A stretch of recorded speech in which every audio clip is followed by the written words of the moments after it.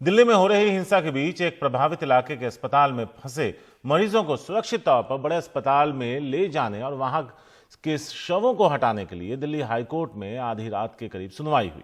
सुनवाई के दौरान अदालत में फोन पर न्यू मुस्तफाबाद के एक डॉक्टर ने स्पीकर फोन के जरिए बताया कि अस्पताल में 2 शव और 22 जख्मी लोग हैं जिन्हें तुरंत बड़े अस्पताल पहुंचाने की जरूरत है। उन्होंने कहा कि शाम 4 बजे से पुलिस से संपर्क करने की कोशिशें नाकाम रही। सुनवाई के दौरान दिल्ली पुलिस के डीसीपी क्राइम राजेश देव ने अस्पताल के डॉक्टर को पूर्वी दिल्ली के डीसीपी दीपक गुप्ता का नंबर दिया और खुद बात करके उनसे मुनासिब इंतजाम करने को कहा। रात 12:30 बजे के करीब फैसला लिखते समय ही पूर्वी दिल्ली के डीसीपी दीपक गुप्ता मौके पर पहुंच गए और घायलों को दूसरे अस्पतालों तक सुरक्षित पहुंचाने के इंतजाम में लग गए।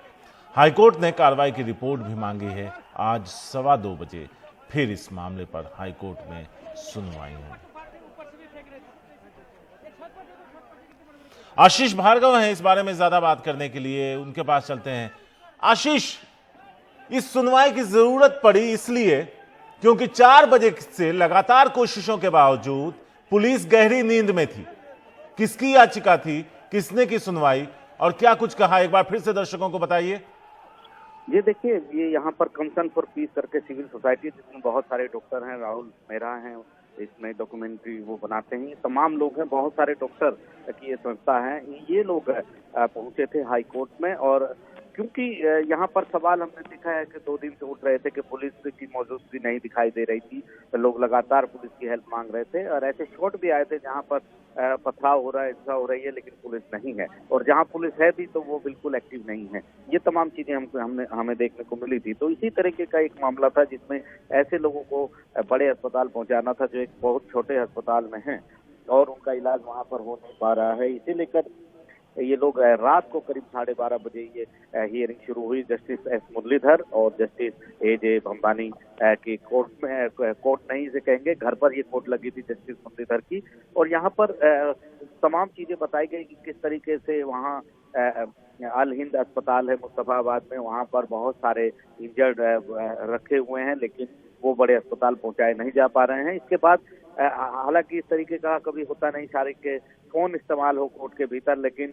बाकायदा जो वकील हैं सुरूर मंदे, उन्होंने स्पीकर फोन कर डॉक्टर अनवर को फोन किया वहां पर अल हिंद अस्पताल में और स्पीकर फोन से पूरी कोर्ट में सुनवाई कि जब उन्होंने बताया कि 2 डेड बॉडी उनके यहाँ पर हैं, इसके अलावा 22 के करीब इंजर्ड हैं अस्पताल में और वो चाहते हैं कि बड़े अस्पताल में भेजा जाए, लेकिन 4 बजे शाम से वो कोशिश कर रहे हैं पुलिस से बात करने की, लेकिन कोई भी कदम नहीं उठाया जा रहा है। तो इसके बाद वहां पर पुलिस अफसर मौजूद थे, जॉइंट सीपी आलोक कुमार और राजेश देव जो डीसीपी क्राइम हैं, उनके सामने ये बात हुई और वहीं पर कोर्ट ने आदेश दिया कि इनको स्पेशल पैसेज दिया जाए और पुलिस इनको वहां से निकाले जो इंजर्ड लोग हैं और उनको बेहतर अस्पताल जीटीबी जैसे बड़े अस्पताल में या एलएनजेपी में वहां पर उनको भेजा जाए।